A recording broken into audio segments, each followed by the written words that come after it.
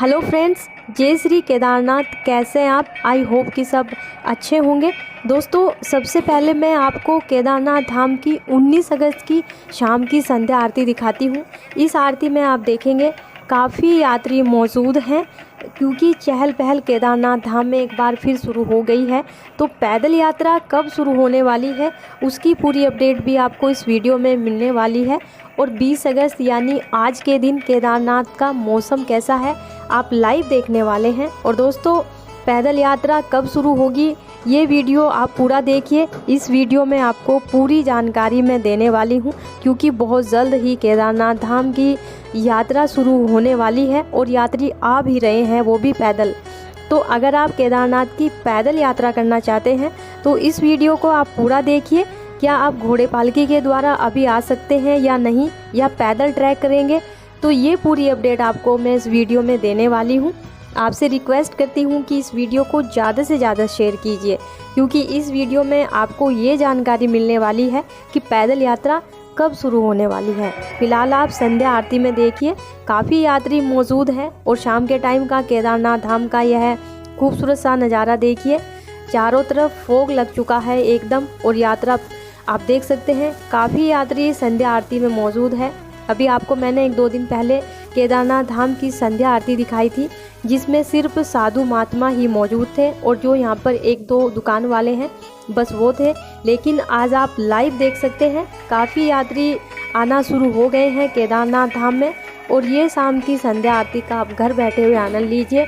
ऐसी संध्या आरती आपने पहले कभी नहीं देखी होगी, क्योंकि खुले में भोलेनाथ के दर्शन हो रहे हैं आपको इस वीडियो के माध्यम से।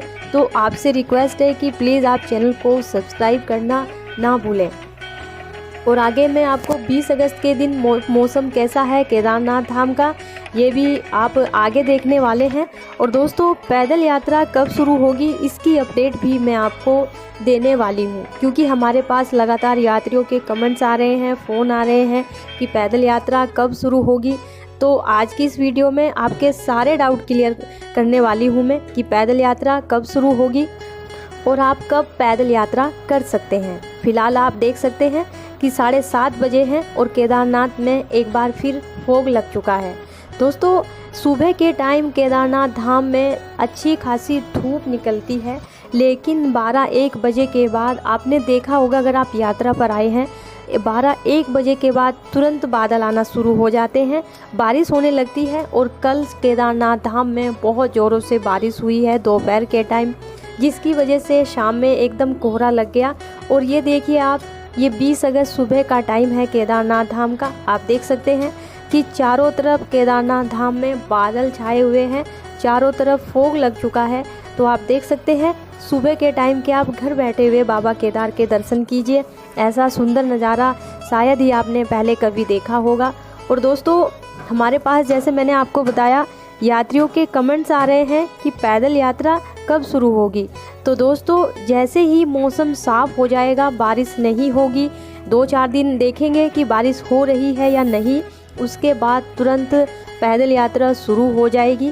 क्योंकि जो पैदल मार्ग है यात्रियों के लिए अच्छा खासा बन चुका है, लेकिन आप घोड़े पालकी से यात्रा बिल्कुल भी नहीं कर सकते, क्योंकि घोड़े पालकी वालों के लिए अभी रास्ता नहीं बना है। पैदल वालों के लिए रास्ता बन गया है, जिसमें आप पैदल ट्रैक करके आ सकते हैं, लेकिन अभी आपको थोड़ा वेट करना पड़ेगा। शायद जो पैदल मार्ग है वो 25 तारीख के बाद, 25 अगस्त के बाद खोल दिया जाए, वो भी पैदल ट्रैक करने वालों के लिए। और दोस्तों, अब की बार शायद ऐसा हो सकता है कि आपको सोनप्रयाग से ही पैदल ट्रैक करना पड़े, क्योंकि गौरीकुंड में आपने देखा है बहुत ज़्यादा नुकसान हुआ है, और जो सोनप्रयाग और गौरीकुंड के बीच में पुल था वो बह गया था।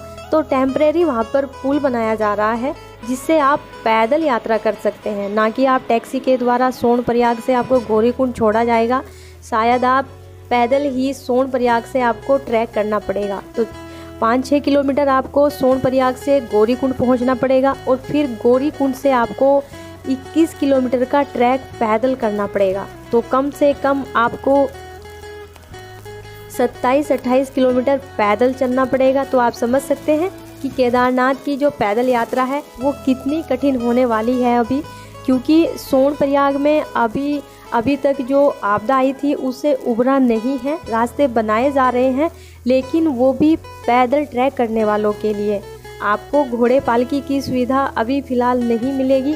15 सितंबर से पहले आपको घोड़े पालकी की सुविधा नहीं मिलेगी। आपको 15 सितंबर तक शायद पैदल ही ट्रैक करना पड़े, क्योंकि अभी ऐसे रास्ते नहीं बनाए जा रहे हैं जिसकी वजह से आपको घोड़े पालकी की जो सुविधा है पैदल मार्ग पर वो नहीं मिलेगी।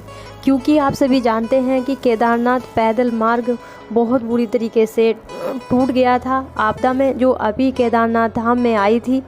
इसीलिए टेम्परेरी रास्ते बनाए जा रहे हैं जिसमें सिर्फ पैदल यात्री निकल सके जो पैदल ट्रैक करने वाले हैं। तो घोड़े पालकी की सुविधा आपको इस साल शायद ना मिल सके। इसीलिए अगर आप पैदल यात्रा करने वाले हैं तो पैदल यात्रियों के लिए बहुत जल्द रास्ते खुलने वाले हैं। 25 अगस्त के बाद आप शायद पैदल ट्रैक कर सकते हैं, और अगर मौसम अच्छा रहा 25 अगस्त तक तो आपको पैदल ट्रैक पर जाने दिया जाएगा। अगर मौसम अच्छा नहीं रहा तो आपको 1 सितंबर से आपकी जो पैदल यात्रा है वो शुरू हो जाएगी। तो दोस्तों, घर बैठे हुए पहले आप बाबा केदार के दर्शन कीजिए। चारों तरफ फोग लगा हुआ है जैसा कि आप देख रहे हैं। और दोस्तों, 20 अगस्त यानी सुबह का आज का यह नज़ारा है केदारनाथ धाम का जो आप देख रहे हैं। चारों तरफ फोग लगा हुआ है। यात्री ज़्यादा नहीं है क्योंकि हेली से यात्री आ रहे हैं और दर्शन कर रहे हैं और फिर अपना रिटर्न हो रहे हैं। तो ऐसा कुछ नज़ारा है अभी केदारनाथ धाम का।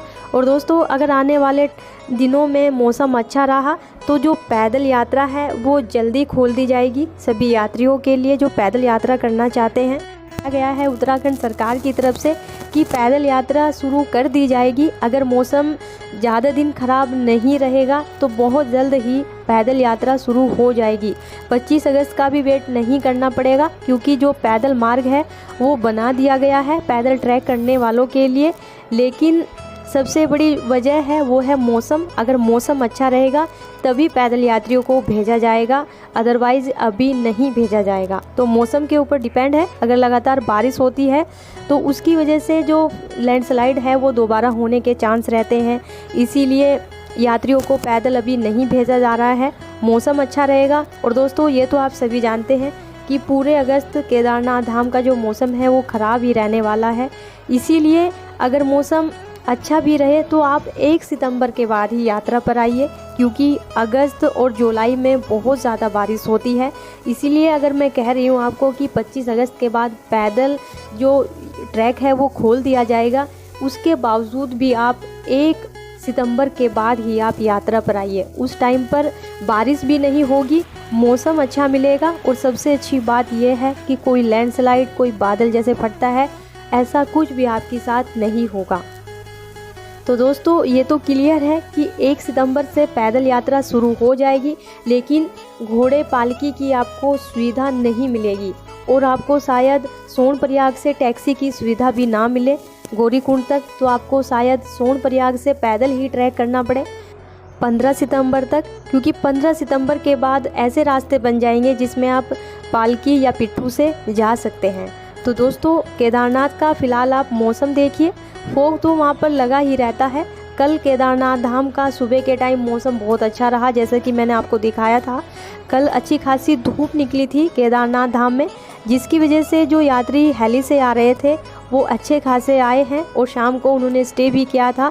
जैसे कि मैंने आपको अभी आरती में दिखाया था कि आरती में काफ़ी यात्री मौजूद थे। और दोस्तों, 20 अगस्त का आप ये दिन देखिए, केदारनाथ धाम का फोग लग चुका है सुबह के टाइम। और दोस्तों, आप जैसा कि देख रहे थे कि साथ साथ यात्रा शुरू हो रही थी, मेंटेनेंस का काम भी चल रहा था, लेकिन जो आपदा आई है उसने केदारनाथ धाम में सब उलट पुलट कर दिया गया है। जैसा कि आप देख रहे हैं, जहां पर काम रुका था वो वहीं पर रुका हुआ है। जब रास्ते पूरी तरीके से खुल जाएंगे तो काम भी शुरू हो जाएगा और पैदल यात्रा भी शुरू हो जाएगी। फिलहाल आप थोड़ा वेट कीजिए, 1 सितंबर के बाद ही आप आराम से यात्रा पर आइए, क्योंकि पूरे अगस्त केदारनाथ धाम का मौसम ख़राब ही रहने वाला है। तो दोस्तों, आपदा बहुत बड़ी आई थी केदारनाथ धाम में, उससे अभी तक जो केदारवासी हैं वो उभरे नहीं हैं। तो आप अपनी जान को जोखिम में मत डालिए, मत आप अभी यात्रा पर आइए। 1 सितंबर के बाद आप यात्रा पर आ सकते हैं, क्योंकि उस टाइम पे अच्छी खासी धूप निकली रहती है केदारनाथ धाम में, मौसम अच्छा रहता है, लैंडस्लाइड का कोई खतरा नहीं रहता। इसीलिए मैं आपसे सभी से रिक्वेस्ट करती हूँ कि आप 1 सितंबर से ही यात्रा पर आना शुरू कीजिए, क्योंकि पूरे अगस्त केदारनाथ धाम का मौसम ख़राब ही रहने वाला है। और दोस्तों इसके अलावा जैसा मैंने आपको बताया था, हरिद्वार ऋषिकेश से बेस्ट सर्विस प्रोवाइड करते हैं, हम लोकल भी घुमाते हैं। अगर आप लोकल हरिद्वार ऋषिकेश मसूरी नैनीताल या देहरादून के जो मोस्ट ब्यूटीफुल पैलेस है वो देखना चाहते हैं तो आप हमारे दिए गए नंबर पर कॉल कर सकते हैं। इसके अलावा दोस्तों अगर आप देहरादून एयरपोर्ट या दिल्ली एयरपोर्ट से आप पिकअप या ड्रॉप लेना चाहते हैं तो उसकी फैसिलिटी भी हम देते हैं। ज़्यादा जानकारी के लिए आप हमारे दिए गए नंबर पर हमसे कॉल कीजिए, क्योंकि हरिद्वार ऋषिकेश से बेस्ट सर्विस प्रोवाइड करते हैं हम, और जो हमारी गाड़ियाँ होती हैं वो नीट और क्लीन होती है और बिल्कुल न्यू मॉडल होती है। तो इसीलिए कस्टमर को हमारी जो ट्रैवल एजेंसी के द्वारा कोई प्रॉब्लम नहीं होती है। आज तक किसी भी यात्री के द्वारा कोई शिकायत नहीं मिली है। तो एक बार आप भी सेवा का मौका अवश्य दें और दिए गए नंबर पर कॉल करके आप ऑनलाइन गाड़ी बुक करवा सकते हैं। तो दोस्तों केदारनाथ धाम का मौसम आपको कैसा लगा, ये जानकारी आपको कैसी लगी, प्लीज़ आप हमें कमेंट्स करके ज़रूर बताइएगा। और दोस्तों अगर आप यात्रा पर आ रहे हैं तो गाड़ी अवश्य बुक करवाइए। मिलते हैं आपसे नेक्स्ट वीडियो में।